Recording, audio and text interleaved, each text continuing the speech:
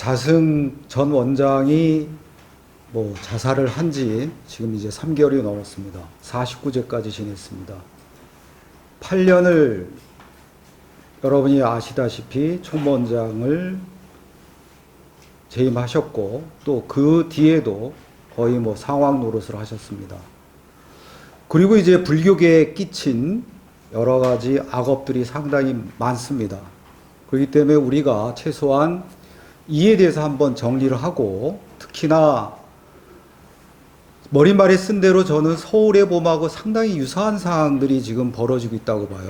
그러니까 절대 권력을 누렸기 때문에 그 권력의 공백에서 많은 일들이 이제 벌어지고 있고, 그 공백을 어떻게 메우고 또 어떻게 방향 잡느냐에 따라서 상당한 이제 변화들이 있으리라고 봅니다. 벌써 신흥사에서 유사한 일이 나타나고 있습니다. 그렇기 때문에 우리가 지금 시급히 그 자승 체제에 대한 성찰을 하고, 그리고 포스트 자승 체제가 어떻게 가야 될지 그 길을 갖다가 밝혀야 된다고 봅니다. 그리고 당연히 길을 밝힐 뿐만 아니라 그 길을 우리의 길로 만들고 또 우리의 불교로 만들어낼 수 있는 실행 방안이 뭔지, 그에 대해서 우리가 같이 고민하고 또 함께 한 사람의 10걸음이 아니라 10사람의 한 걸음으로 걸어서 쟁취를 해야 된다고 봅니다. 그래서 간단히 이제 발제를 하고, 그 다음에 이제 김경호 대표님의 토론, 그 다음에 또 청중과 토론이 있으니까 이것은 같이 지혜를 모아야 될 점들이 많이 있으리라고 봅니다. 저는 그냥 그 중에 하나, 밑돌 하나 던지고 마중물을 갖다가 놓는다, 이렇게 생각하시고 발제를 들어주시기 바랍니다. 지금은 저는 안수정등의 상황이라고 봅니다.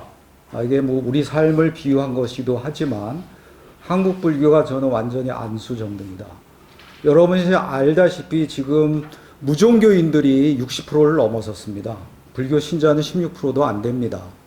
그리고 한국이 지금 국가 소멸을 얘기할 정도로 학계 출산율이 작년에 0.7에 머물고 있습니다.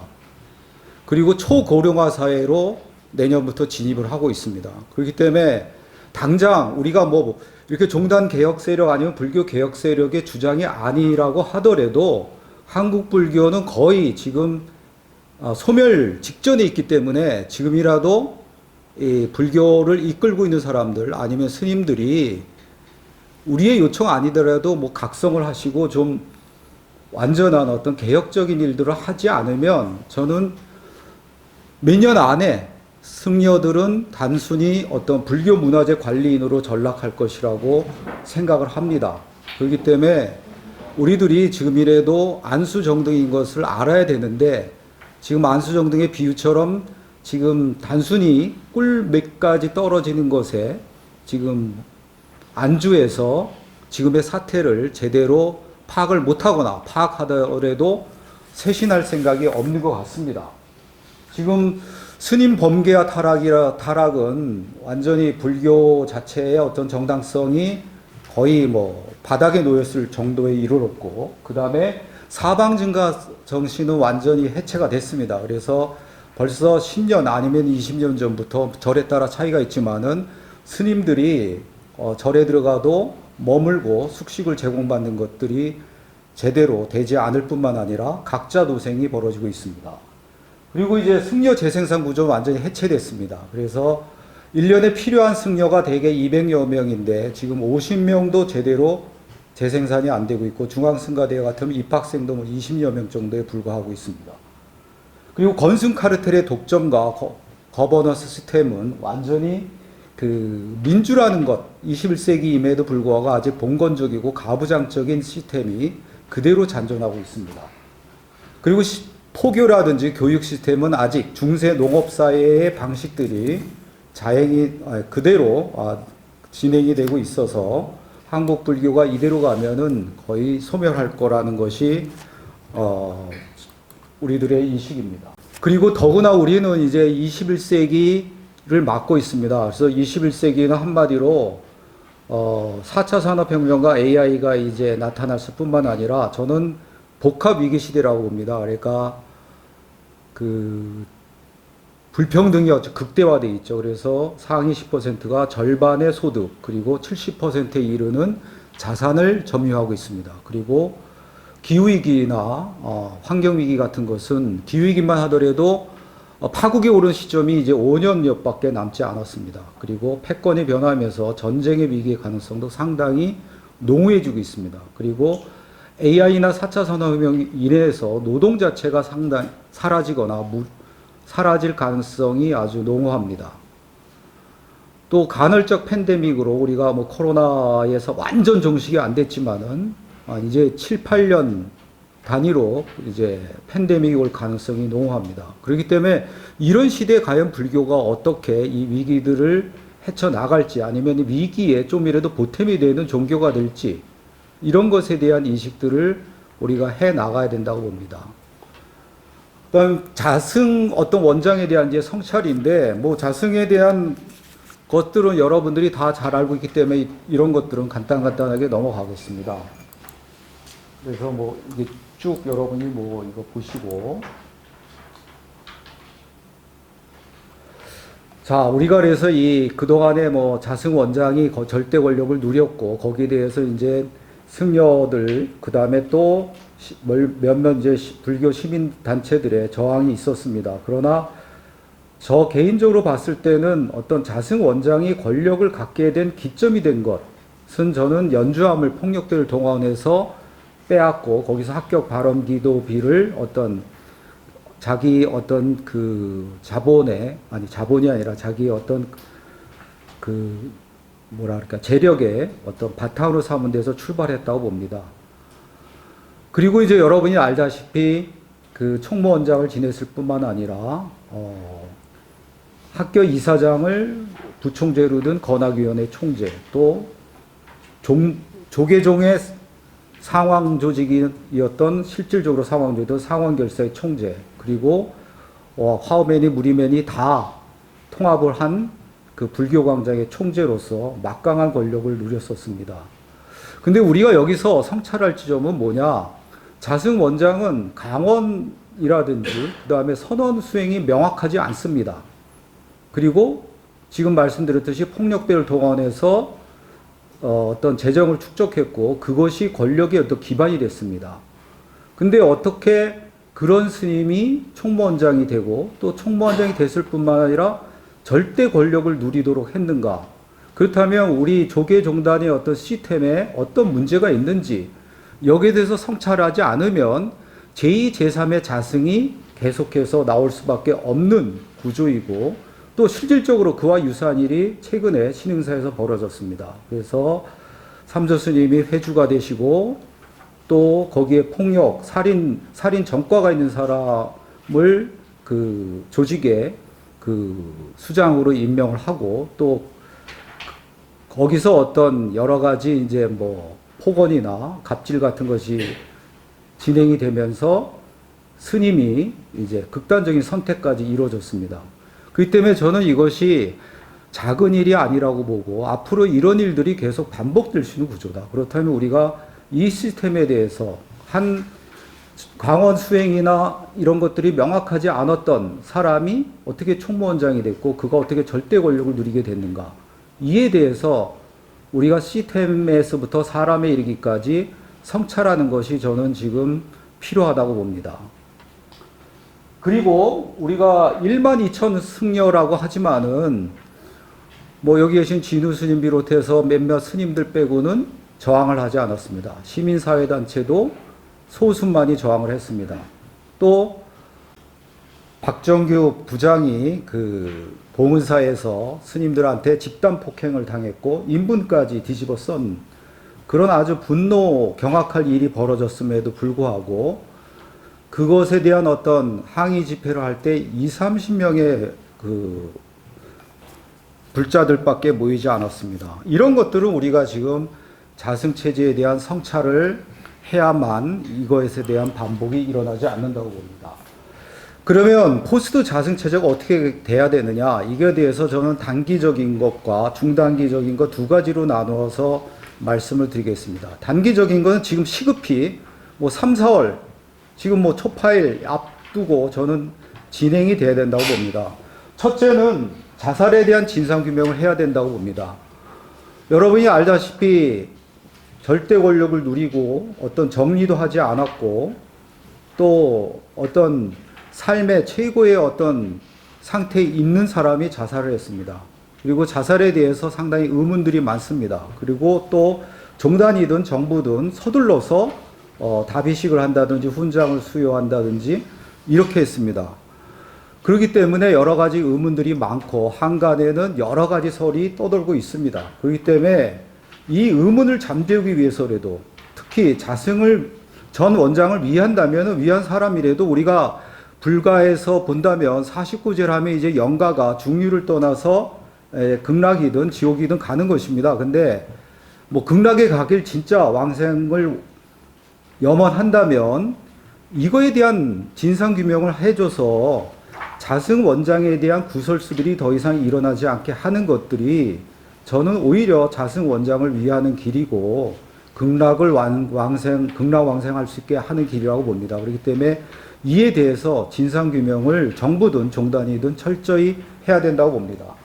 그리고 모든 유산에 조속한 조사를 하고 조계종단에 기속을 해야 된다고 봅니다. 벌써 이 한 측근이 자승의 재산을 수십억, 그것도 23억이나 되는 돈을 마음대로 사용을 했습니다. 이 자승의 재산은 우리 재가불자들이 추정하기에는 수백억 원을 넘어서 천억도 넘는다고 봅니다. 그 수천억에 이르는 재산이 있습니다. 그거는 우리 종원과 종법에 의해서도 종단에 기속을 하고 환수를 해서 그거는 스님들의 복지와 교육에 쓰게 돼 있습니다. 그렇기 때문에 지금 당장 얼마나 재산이 남아 있는지 그것을 조사하고 그 유산들을 종단으로 환속시켜서 스님들의 복지와 교육에 써야 된다고 봅니다. 또 상원결사와 동국대 건학위원회, 이건 완전 옥상옥입니다. 분명히 조계종단이 있습니다. 그리고 결사라는 것은 진짜 불에 달군 돌을 입에 물겠다는 의지를 갖고 진짜 한국 불교를 쇄신하겠다는 것이 결사입니다. 근데 실질적으로는 권력을 확인 쇼를 했고 또 지금은 전혀 이제 필요 없는 결사가 됐습니다. 그렇기 때문에 상원결사를 해산해야 된다고 봅니다. 동국대 건학위원회도 동국대 분명히 학교 당국이 있습니다. 그리고 교수도 있고 학생들이 있습니다. 그 당국 위에 어떻게 건학위원회가 있고 어떻게 자승원장이 총재고 학교 이사장이 부총재라는 게 이게 말이 안 되는 것입니다. 그렇기 때문에 당장 건학위원회는 해체하고 그 건학위원회에 가졌던 모든 권력을 학교 당국과 교수와 학생들에게 돌려줘야 된다고 봅니다. 그리고 번개승려의 퇴진과 청정승려의 그 복직 및 그 복권이 이루어져야 된다고 봅니다. 자승 원장이 이렇게 오랜 동안 절대 권력을 누린 것은 그 권력에 충성하고 아부한 사람들이 있었기 때문입니다. 그리고 자승 원장이 했던 가장 큰 악업은 저는 당동벌이라고 봅니다. 우리가 알다시피 법정에서 범죄자라고 판정이 난 사람까지도 자기 편은 무조건 두둔하고 옹호하고 소임을 주고 자기를 비판한 사람은 배제를 하고 제적을 시켰습니다. 그렇기 때문에 우리가 이에 대해서 우리가 낱낱이 이제 백서로도 내고 그래서 그 부당하게 단지 자격이 안 됨에도 불구하고 더구나 법정에서 그 범죄자라고 판결이 났거나 아니면 심하게 범죄를 했음에도 불구하고 단지 자승의 충성도에 따라서 소임을 가졌던 사람은 모두 당장 자리에서 물러나야 된다고 봅니다. 그리고 부당하게 제적당한 스님들은 복권을 하고 복직을 해야 된다고 봅니다. 그리고 자승체제에 대한 객관적 평가와 성찰을 해야 됩니다. 자살에 대해서 그 용어를 뭐라고 썼지? 소신공양부터 별별 훈장도 이제 수여되고 별별 미화와 과장들이 있었습니다. 그래서 여기에 대해서 우리가 정확하게 객관적으로 냉철하게 조사를 하고 평가를 해야 된다고 봅니다. 예를 들어서 가장 이제 자승 원장이 업적으로 이제 하는 사회 참여 같아도 우리 입장에서 또 생각해 볼 때는 그 사회 참여의 과정도 우리가 볼 때는 어떤 자승 전 원장의 범죄나 비리를 은폐하거나 아니면 그것을 포장하기 위한 방편으로서 한 것이 굉장히 강했습니다. 그렇기 때문에 업적이나 공으로 내세운 것도 관점에 따라서 우리가 전혀 다르게 볼 수 있다. 또 그것을 또 옹호하는 입장에서도 분명히 사회 참여해서 그렇게 사회적 약자를 위해 뭐 쌍차 해고 노동자라든지 그런 걸 위한 점도 또 인정은 해줘야 되겠죠. 그런 것을 공과 가를 명확히 우리가 평가를 해주고 그래서 어떤 과는 왜 벌어졌는지 그 문제점을 살피고 그것이 제도가 문제면 제도를 개혁하고 사람이 문제면 사람의 참여하는 자리가 있어야 된다고 봅니다. 그 다음에 이제 중장기적 대안인데요. 그 전에 이제 중장기적 대안을 우리가 생각할 때, 한 예를 들면은 이제 한국 불교가 한국 사회라는 토대 위에 있기 때문에 한국 사회하고 상당히 성격을 같이 한다고 봅니다. 한국 사회, 다른 나라도 그렇지만 특히 한국 사회는 300년 동안 이루어졌던 유럽에서 300년 동안 이루어졌던 근대화가 30년 만에 진행이 된 나라입니다. 그러다 보니까 중세적인 것, 근대적인 것, 탈근대적인 것 이것이 뒤섞여 있습니다. 아직 중세적인 잔재가 남아있는데 뭐 인터넷 강국이 된 것이 바로 한국입니다. 그렇기 때문에 한국 불교 또한 이 세 사회 단계의 모순들이 그대로 중첩되어 있다고 봅니다.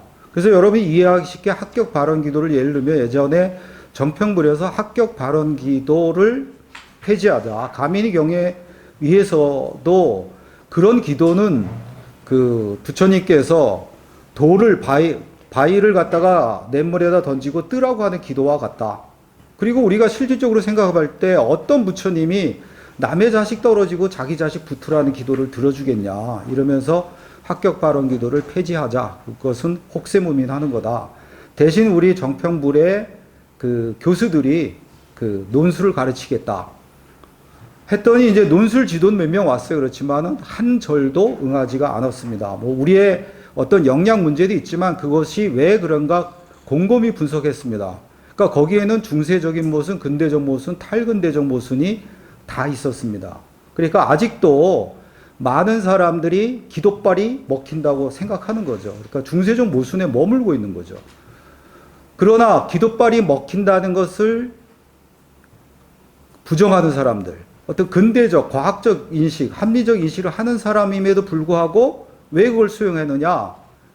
한마디로 돈 때문이죠. 합격 발언 기도 비용, 그것이 그 절의 재정에 엄청나게 영향을 미치기 때문에 그 기도빨이 안 먹힌다는 거 알면서도 합격 발언 기도를 유지하고 있는 거죠. 그리고 또 탈근대적 모순은 이제 탈종교와 탈세속화가 일어나면서 우리가 스님들의 팬덤 현상 이런 데서 나타나듯이 재주술화가 일어나고 있는 거죠. 여기 계신 분들이 거의 다 이제 종단개혁 운동에 그 열혈하게 종단개혁 운동을 진행했지만 그때 신도들이 뭐라 그랬어요? 절에 가서 했을 때 왜 우리 스님을 니네들이 비판하냐? 분명히 저 스님이 법정에서 판결이 날 정도로 아니면은 우리들이 모두 알고 있을 정도로 엄청난 범죄와 불법을 저질렀음에도 불구하고 우리 부처님 같은 스님을 너희들이 왜 음해를 하느냐는 식으로 반응을 했었습니다.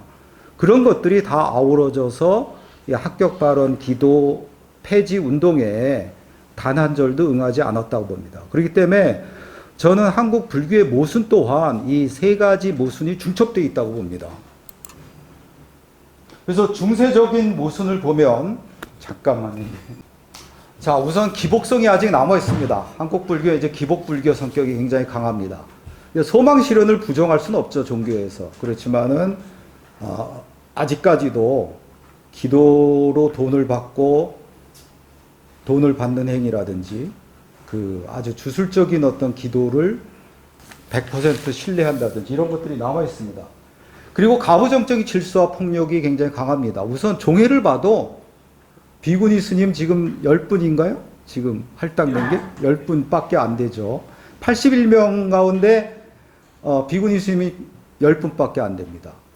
그렇게 객관적으로 나타난 것뿐만 아니라 실제 절에서는 비구 스님의 독점이 이루어지고 있고 또 비구 스님 가운데 권력을 가진 스님들이 비구니 스님이든 아니면 그보다 이제 권력을 갖지 못한 스님에 대한 폭언이나 갑질 같은 것이 아직까지도 만연하고 있습니다.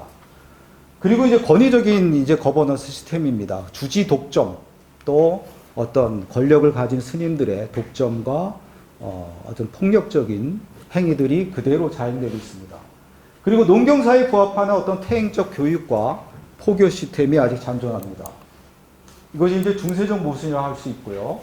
근대적 모순이 이제 자본주의와 결합되다 보니까 이제 자본주의 사회의 가장 큰 모순이 이제 어떤 계급 갈등 있고, 또 하나 그보다 더한 모순은 저는 물신화라고 봅니다. 그러니까 교환 가치를 전면에 내세우고 사용 가치를 후면화합니다. 그러다 보니까 대부분의 사람들이 이제 물화, 레이피케이션에 접어들고, 그것이 이제 극단화된 양상이 바로 물신주의죠. 그래서 부처님보다도 하나님보다도 돈을 더 숭배하는 그런 일들이 벌어지고, 또 돈 몇 푼에 사람을 갖다 죽인 일까지 벌어지게 되는데, 바로 이제 절이라든지 아니면은 이 종교를 행하는 어떤 성소는 그런 자본주의에서 벗어난, 물신주의에서 벗어난 성역이 돼야 되는데, 이제는 모든 절들이 이제 시장체제에 포섭당했습니다.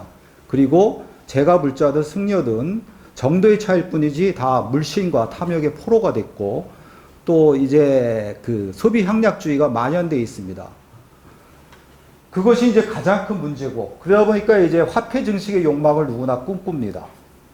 그러다 보니까 이것이 이제 스님들한테 이어질 때는 스님들이 그 많은 돈을 갖다가 확보하려고 그러고, 또 그 돈으로 뭐 약주도 드시고, 또 성매매도 하시고, 그 중에 또 몇몇 분들은 이런 일들이 이제 자행되는 거죠.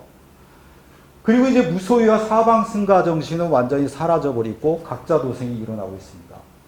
그리고 이제 근대적 합리성이 아직 미비합니다. 그렇기 때문에 우리 이제 불교도 저는 그렇습니다. 과학과 대립이 되는 것은 과감히 버려야 된다고 봅니다.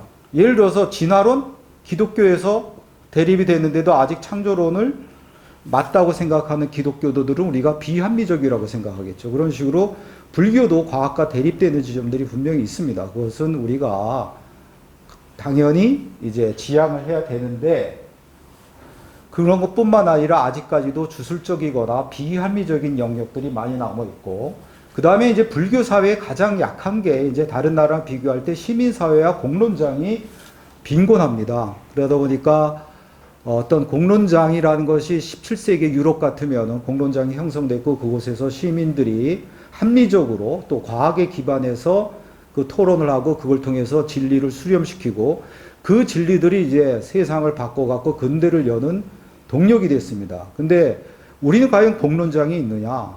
그러면 우리나라 공론장들은 별로 이제 불교사에는 없죠. 그냥 뭐 주지 스님 말씀이면 그냥 거기에 대해서 의문을 제기하는 것들은 상당히 뭐 건방지다거나 아니면은 오히려 막 불법에 그게 맞는 건데 불법에 벗어나는 것으로 치부가 됐었죠. 그리고 이제 종교유착과 권승 카르텔의 자본과 권력 독점입니다. 그러니까 자승 원장이 이렇게 무소불위의 권력을 누렸던 것은 저는 하나는 돈이고 하나는 이 카르텔이라고 봅니다. 자승 뒤에 누가 있었어요? 전에 이제 그 1년 반 동안 이제 자승 연임 반대 운동을 할 때 그 이제 한 스님한테 전화 왔어요. 나중에 이제 그 과정에서 이제 적강 스님 폭행이 일어났고, 거기에 이제 수자의 스님들이 분노해서 이제 서울을 올라와서 이제 조계사에서 농성을 했습니다.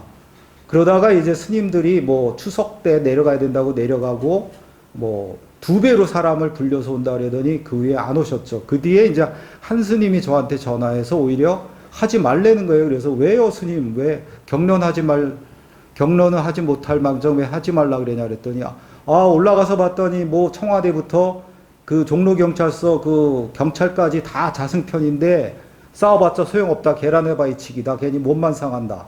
이런 식으로 이제 말씀하신 거예요.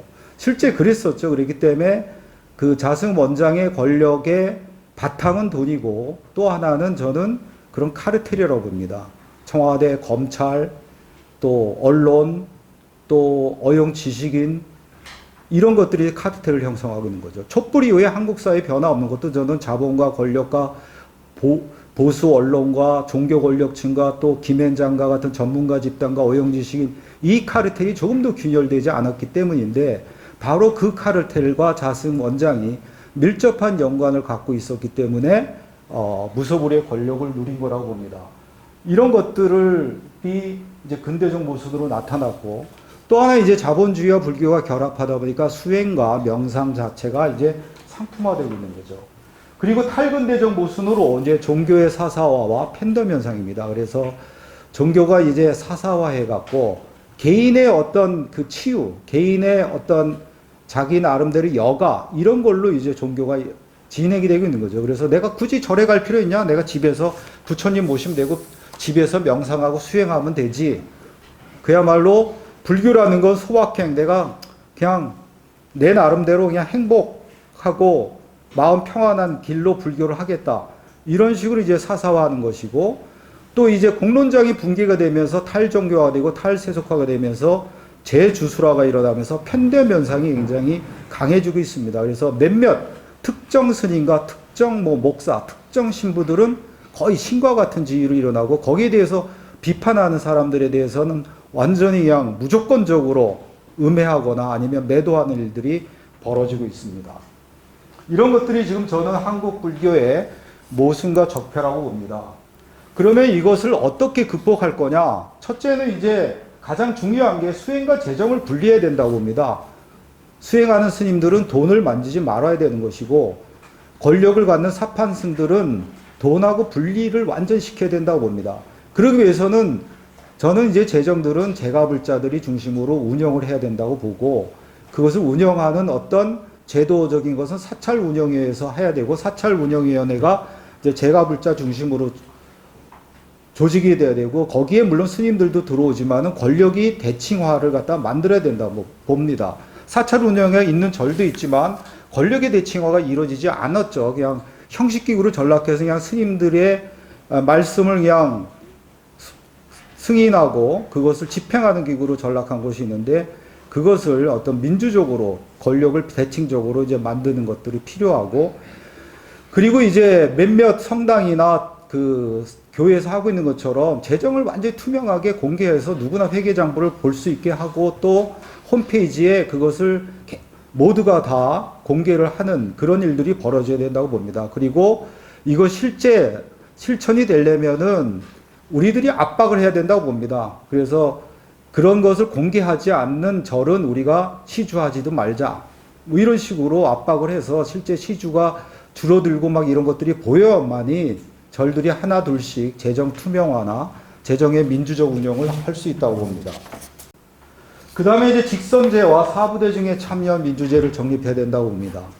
아까도 말씀드렸듯이 지금 종회만 하더라도 81분 가운데 71분이 비구 스님이죠. 그래서 저는 당연히 이제 뭐 총무원장도 직선제로 가야 되고, 그리고 그 직선제 선거를 하면, 지금까지는 선거를 하면 어떻게 했어요? 24개 본사에 10분씩 하고 종회 81분에서 321분만으로 이제 그 투표가 이루어졌는데, 그것을 모든 스님들이 참여할 뿐만 아니라 더 나가서 저는 재가불자들도 참여해야 된다고 봅니다. 그럴 때 재가불자가 압도적으로 숫자가 많으니까 1대1로 하면 되죠. 1대1로. 그것을 가치를 1대1로 주면 되죠. 뭐 스님이 12,000이다.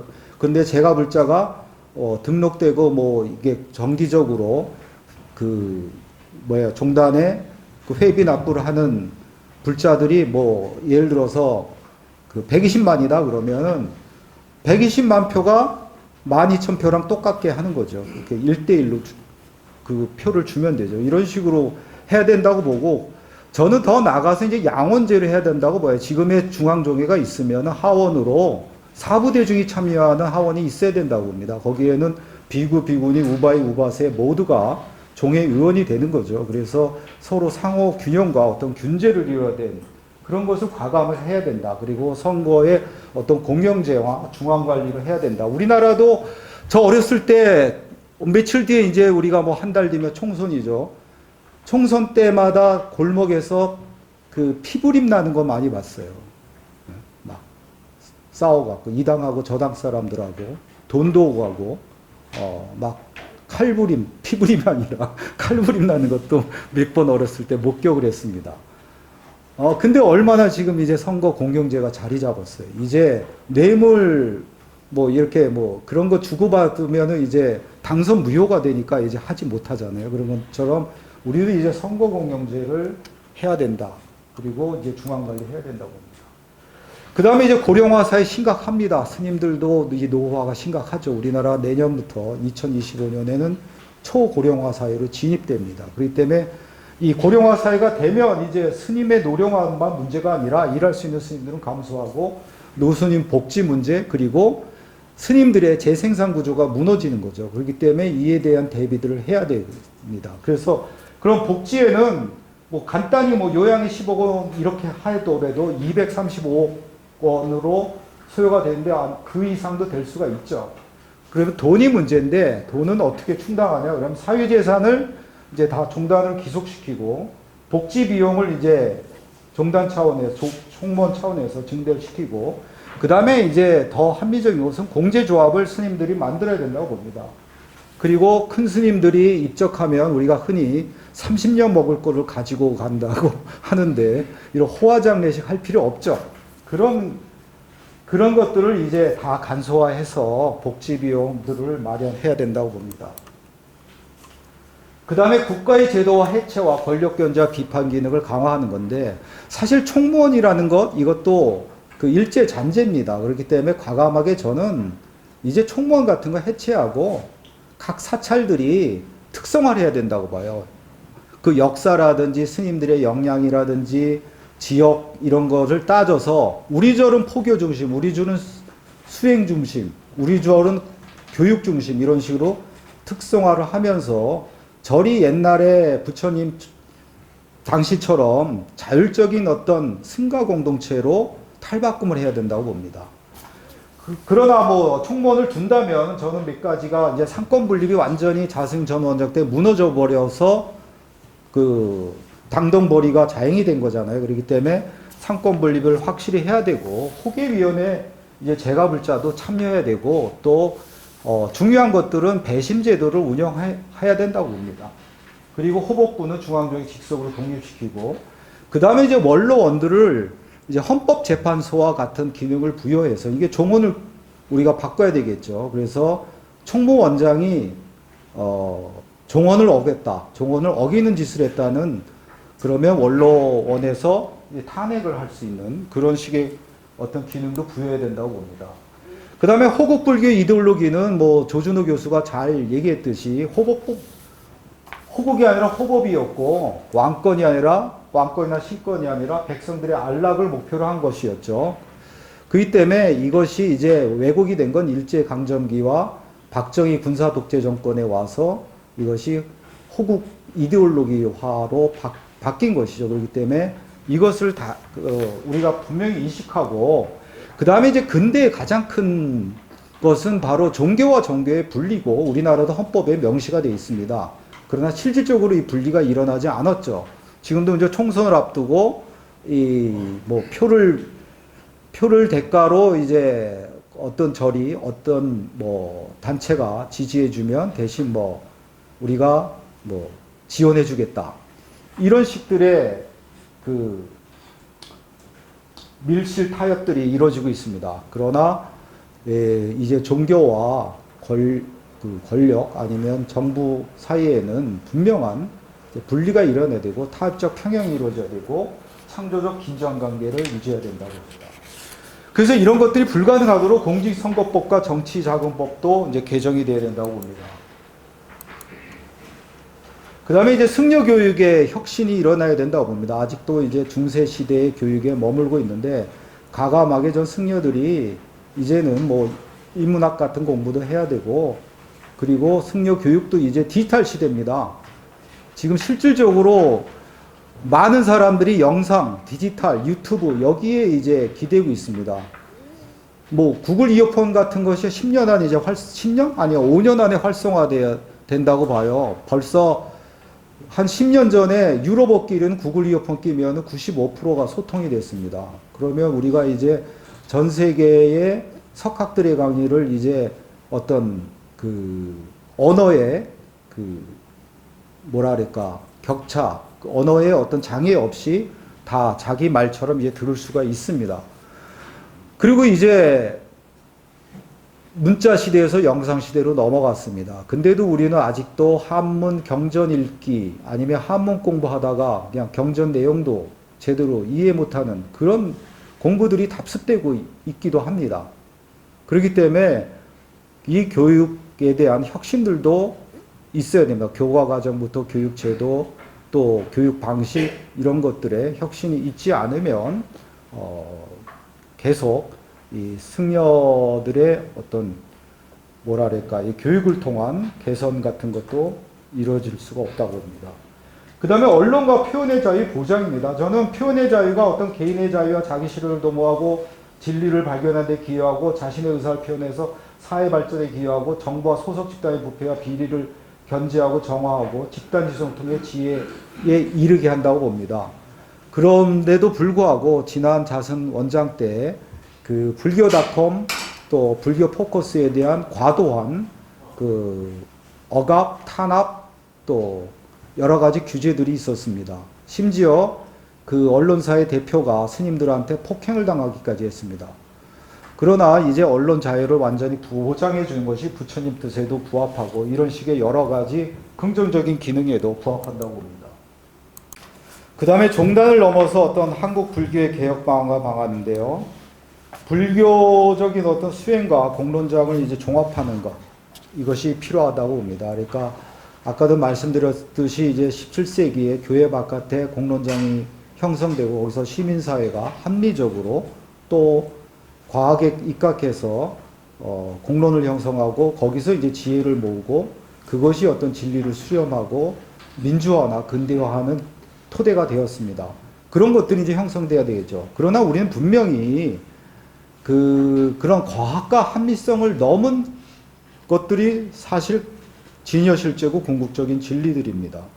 그리고 우리가 합리적이거나 과학적으로 볼 수 없는 저 너머의 세계가 분명히 있습니다. 그렇기 때문에 그것은 우리가 수행을 통해서 또 수행도 여러 가지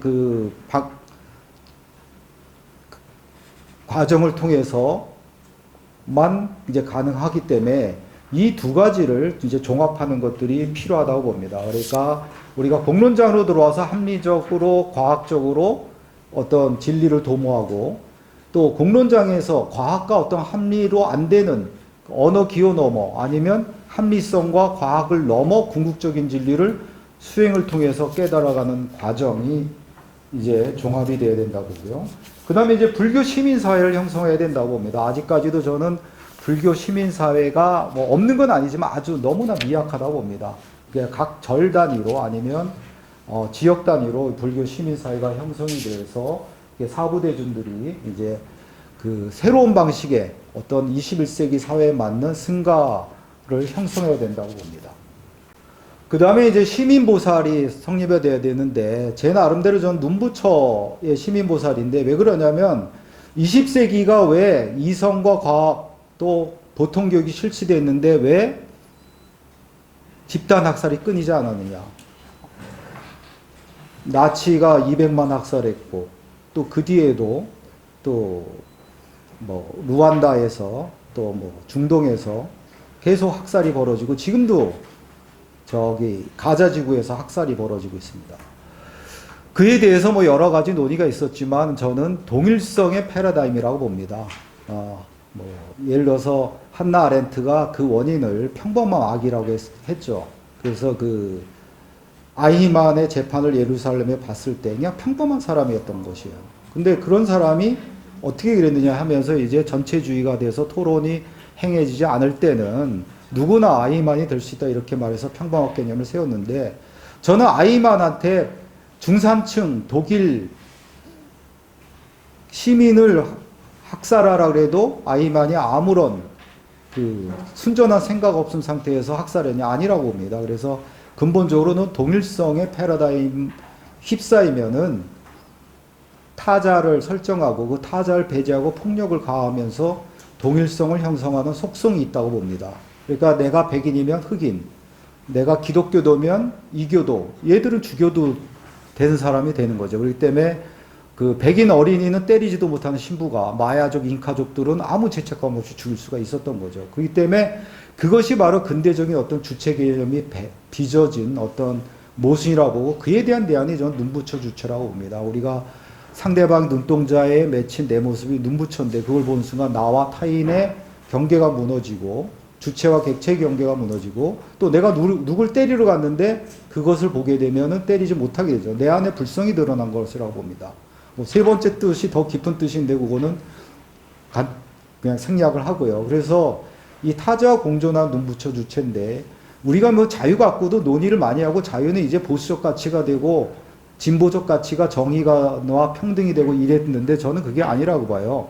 그러니까 자유도 모든 구속과 억압에서 벗어나는 프롬 프리덤, 소극적 자유가 있고 또 내가 진정한 자기 실현하고 수행을 통해서 내가 새로운 존재로 거듭나는 거 이런 적극적 자유, 투 프리덤이 있고 그다음에 더 나아가서 내가 나보다 약한 자들, 고통받는 자들을 그 대자적으로 그들의 고통을 구제하는 대자적 자유가 있다고 봅니다. 그러니까 눈부처 주체는 이 세 가지 자유를 종합한 존재인 것이죠. 그렇기 때문에 이 세 가지 자유를 종합하고 타자와 공존하고 타자의 고통에 공감해서 연대하는 그런 시민보살들이 새로운 어떤 보살상으로 나와야 된다고 봅니다. 그 다음에 이제 절은 지역의 마을 공동체로서의 어떤 절이 돼야 된다고 봅니다. 그러니까 절이 그 마을의 어떤 지역의 공동체의 역할 아니면 마을에 많은 지치고 뭐 소외된 이런 사람들의 어떤 치유 공간이 되지 못하겠는데 그런 것들의 이제 공간이 돼야 절도 살아날 수가 있다고 봅니다. 그 다음에 이제 네 바퀴로 가는 불교. 지금까지는 비구 스님 외바퀴로 갔는데 이제 네 바퀴로 가는 불교가 돼야 된다. 그래서 실질적으로 이제 스님들만으로 모든 일이 이루어질 수가 없어요. 그렇기 때문에 예전에 조선제에도 보면 어느 절에 뭐 승려가 2,000명이었다. 그 2,000명이 승려만 말하는 게 아니었죠. 그 2,000명이라는 것은 제가불자를 합친 것이었기 때문에 이제 제가불자와 함께 부처님의 뜻을 실현하는 것들이 있어야 된다고 봅니다. 그리고 교리의 어떤 21세적인 해석이 있어야 된다고 봅니다. 여태까지 우리가 부처님 당시에 이 교리들을 실증적으로 하거나 아니면 조금 뭐 서양 교육 받아서 현상학적으로 하거나 이 정도가 있었는데 저는 21세기의 어떤 맥락에 맞는 새로운 해석이 있어야 된다.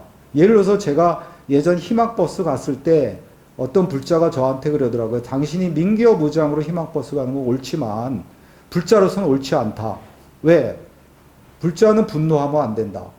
그래서 실제 이제 경전을 찾아보니까 진짜 어느 경전에도 분노를 긍정하는 말은 없더라고요. 그 12베타로 검색해 봤더니. 사실 경전에는 상대방이 사지를 자를지라도 인욕하라고 되어 있죠. 그래서 저 고민을 했죠. 딜레마에 놓인 거죠. 내가 민교 의장을 그만두고 불자를 그만두고 희망버스를 가거나 아니면 그 희망버스를 가지 않거나 이 두 가지를 불자를 지키고 여기서 이제 고민을 했는데 대방편견이 이제 그런 게 나오는 거죠. 그러니까 대방편견과 보면 500명의 이제 승려가 선원이 있었는데 한 선원이 이제 499명을 죽이려고 하니까 이제 선장이 이제 3번을 설득하는 거죠. 근데도 이 선원을 죽이겠다는 뜻을 굽히지 않으니까 이 선장이 그 선원을 죽입니다. 한 명을 죽여서 499명을 살린다. 근데 그보다 더 컸던 건 그 다음 말이었습니다. 내가 그 사람을 죽이는 업을 내가 안고 지옥에 가겠다. 근데 그 선장이 바로 대자비 선장이었고 부처님의 전생이었다. 그걸 통해서 이제 제가 이제 세운 개념이 자비로운 분노론인데 그런 식으로 이제 시대에 맞는 교리 해석들이 이제 나와야 되는 것이 아니냐. 그래서 개체적 불사조생론이 아니라 뭐 영기적 불사조생론이라든지 이런 해석들이 새롭게 있어야 된다는 것이고요. 그 다음에 이제 대만 불교의 길도 우리가 타산지석으로 삼아야 되는 것이 아니냐. 그래서 세계 불교학대에 갔다가 또 아니면은 그 대만 불교 문학회 초청으로 갔다가 놀랬어요. 우선 교수들 중에 불자들이 절반이 넘는 거예요. 대만 국립대학에.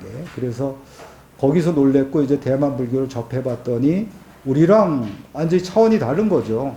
실제 이제 대만에 보면 불자들이 800만이나 되고 여러분이 알다시피 이제 대만 불교는 특성화가 이루어졌어요. 그래서 그 보면 벚꽃산사는 교리와 연구, 불광산사는 포교, 중대선사는 수행, 자재공독회는 봉사 중심으로 운영하고 있는데 모두가 다 이제 세계적 수준입니다. 그래서 자재공독회만 예를 들면 30명의 가정주부들이 매일 식사거리를 사면서 아낀 돈을 모았던 대나무 저금통은 50여 년이 지난 오늘날 전 세계적으로 66개국 122곳에 100만 명이 넘는 자재인들이 자선 활동을 펼치는 거대한 기금으로 성장하였습니다. 자재인의 의료봉사는 1996년 성립된 국제자재인의회가 중심적인 역할을 수행하고 있고 현재 15,000명이 넘는 의료봉사자가 봉사활동을 전개하고 있습니다. 2020년에 이미 전세계 50여 개국의 지역에 무료 의료활동을 전개하였고 300만 명이 넘는 환자들을 치료하였습니다. 이런 식의 이제 성과들을 굉장히 거두고 있습니다. 그렇기 때문에 이게 대만 불교가 걸은 길, 특히 대만 불교도 초기에는 이제 스님들이 상당히 타락했었는데 제가 불자 운동이 벌어지면서 대만 불교가 이제 청정한 불교로 이제 거듭났던 것이기 때문에 대만인들이 한 걸 우리들이 못할 일은 없다고 봅니다. 그 다음에 이제 6대 복합위기 극복의 길인데 아까 처음에 말씀드린 것처럼 지금 6대 복합위기예요. 그래서 이 기후위기 하나만 하더라도 아까 말씀드린 대로 이제 파국에 이른 시점이 5년밖에 안 남았습니다. 그리고 불평등은 이제 상위 10%가 절반의 소득, 70%의 자산을 점유하고 있습니다. 그리고 자본주의도 이제 그 막스 이론 중에 평균 이율의 경향적 저하의 법칙이 있어요. 그래서 1869년에 평균 이윤율이 46%였습니다. 그러니까 기업이 10,000원 투자하면 4,600원 벌었어요. 근데 지금은 10% 이하입니다. 2008년에서 2018년 동안 미국 기업의 평균 이윤율은 8.15%예요. 그럼 10,000원 투자하면 810원 버는 거죠. 그러면 신자유 체제가 일어나서 이윤을 2배 가까이 올렸습니다. 그러니까 쌍차다. 그럼 2,640명 해고하고 그 자리를 비정규직 노동자를 채웠어요. 근데 비정규직 노동자는 딱 임금이 절반입니다. 앞바퀴 끼는 사람은 정규직이면 당시에 7천만 원대의 연봉을 받았는데 뒷바퀴 끼는 사람 비정규직이면 3,500만 원 정도 받았어요. 그럼 이윤이 2배로 올라갔죠. 근데 왜 장기 침체냐? 실질적으로 대공황입니다. 그 부채. 또 하나는 지대 자본으로 바뀐 것입니다. 그래서 그 마치 중세 시대에 지주들이 땅 갖고 그냥 전혀 노동을 하지 않는데 소장료 받은 것처럼 자본주의가 이제 지대로 바뀐 거죠. 예를 들어서 페이스북 같으면은 미국 당시의 평균 기업 이윤율이 8.15%였는데 38%나 됩니다.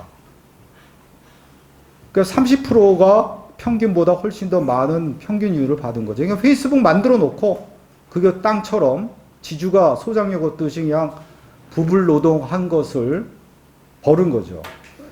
그렇기 때문에 우리가 이제 여기에 맞는 새로운 인식을 해야 된다. 특히 마이또의 그 추정에 의하면 지금 추세로 가면 자본주의가 2056년에 평균 이윤율이 0%에 이르기 때문에 자본주의가 혁명이 아니라 이윤율이 제로가 되는데 어떤 기업이 그 운영할 수 있겠어요. 그렇기 때문에 자본주의가 붕괴할 수가 있다고 봅니다. 그렇기 때문에 우리들이 여기에 대해서 이제 대안들을 모색하지 않으면 안 되고 이 대안들이 저는 상당히 시급하다고 봐요. 남극의 어떤 뭐 빙하 같으면 1년에 벌써 200m가 녹는데 200m. 2m도 아니고 굉장히 빠른 속도로 녹고 있습니다. 그렇기 때문에 우리가 대안들을 모색하고 이런 대안들에 우리 불교가 또 어느 정도 보탬이 돼야 된다고 보고 그래서 저는 여러분하고 같이 하고 싶은 거 하나만 제안을 하면 그러면 우리가 새로운 사회로 가야 되는데 어떻게 가야 되냐? 그러면 저는 방법은 상당히 고민이었어요. 근데 제가 찾은 건 2가지입니다. 하나는 정거장을 점유하자. 우리가 목표는 수정하지 말자. 목표를 우리가 현실성이나 대중성 이런 것 때문에 목표를 수정했기 때문에 새로운 사회 진전이 없었다는 거죠. 그래서 목표는 수정하지 말고 우리 역량에 따라서 하나하나 정거장을 점유해 가자 이거죠. 그러니까 100% 무상주택이 목표다 그러면 그 목표는 수정하지 말고 지금 법으로도 LH가 소유한 토지에 그 아파트를 지으면 25% 공공임대주택으로 지게 돼 있는데 우리가 뭐 이번 총선에서 50%를 목표로 하고 다음 대선 75%를 목표로 하자. 이런 식으로 정거장을 점유하는 거. 그 다음에 우리가 일터나 학교나 지역에 하나의 공동체를 만드는 것, 이것이라고 보고, 그래서 여러분하고 같이 하고 싶은 것은 우리가 전에 이제 쌍차 때도 제안했던 건데 희망 공장을 만들자. 그래서 절에서는 땅을 내주고 거기에 우리들이 공장을 짓자. 그래서 실제로 이제 카너만이라는 그 노벨 경제학자가 당시에 사람들이 행복한 연봉이 얼마냐니까 7만 5천 달러 나오는 거예요. 그랬더니 이제 댄 프라이스라는 사람이 자기 연봉을 90% 삭감해서 7만 달러에 맞춰주겠다 한 거예요. 그러니까 다들 불가능하거나 아니면 망할 거라고 봤죠. 그러나 3년 뒤에 10만 달러씩 됐어요. 전 직원이 다 10만 달러를 받는 회사가 된 거예요. 그래비티 페이브먼트사가. 그리고 놀라운 것은 그 직원들의 그 출산율이 20배나 증가했습니다. 우리나라는 이제 저출산 이런 것이 가장 큰 문제인데 그거의 근본적인 해결책도 무엇인지 이제 시사하는 바가 있다고 봐요. 그래서 그런 거를 우리가 함께 한번 희망공장을 만들어서 한번 운영해 보자. 그래서 우리가 어떤 이런 복합위기 시대에 어떤 미래의 어떤 가능성을 한번 모색해 보자. 어떤 희망의 유토피아를 한번 만들어 보자. 이런 것들을 마지막으로 제안하면서 발표를 마치겠습니다.